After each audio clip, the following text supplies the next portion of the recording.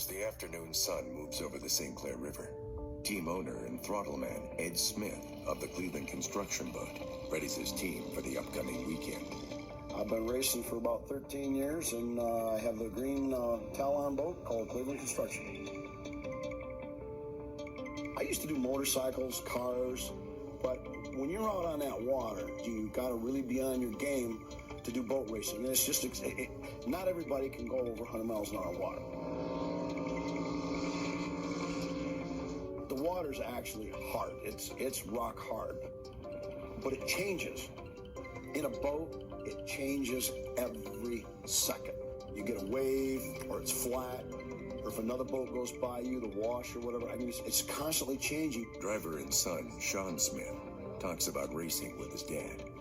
Can't think of anybody else I'd want to race on a boat with besides my dad. My son used to work on the boat all the time, and I would never let him race with me because it is a very, very dangerous sport. Just kind of helped out crewing, you know, washing the boat and going to the races and getting in the water, doing all that kind of stuff. I just kept getting older and you know, wanting to get into the boat. You know, it was fun to crew and stuff, but the real fun, you know, is when the green flag goes up, right?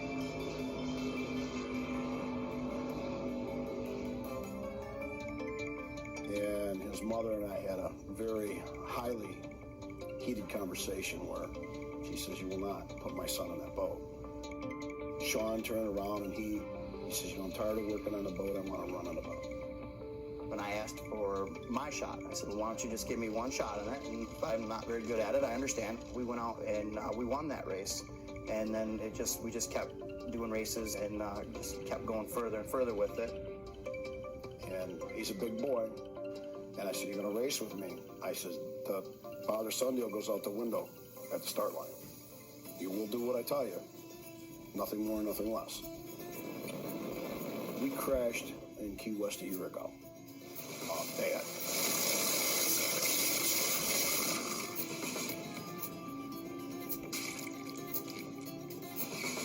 If you get in a car wreck, you get banged up, but you don't drown. You throw that water factor in there, and when the boat sinks and you're in a 5-point harness inside that boat, if you get knocked out, you're done. I mean, it's just, that's the nature of the beast. I came out of the boat, and I didn't see him, but he was asking, I could hear him ask where I was, and then once he saw me, he settled down. I was so afraid for him. I mean, I could care less what happened to me, but I was so afraid of losing him in that accident. Not being just so much as a teammate as being my son. I mean, I'd be devastated if I killed him. You would never be able to live with yourself.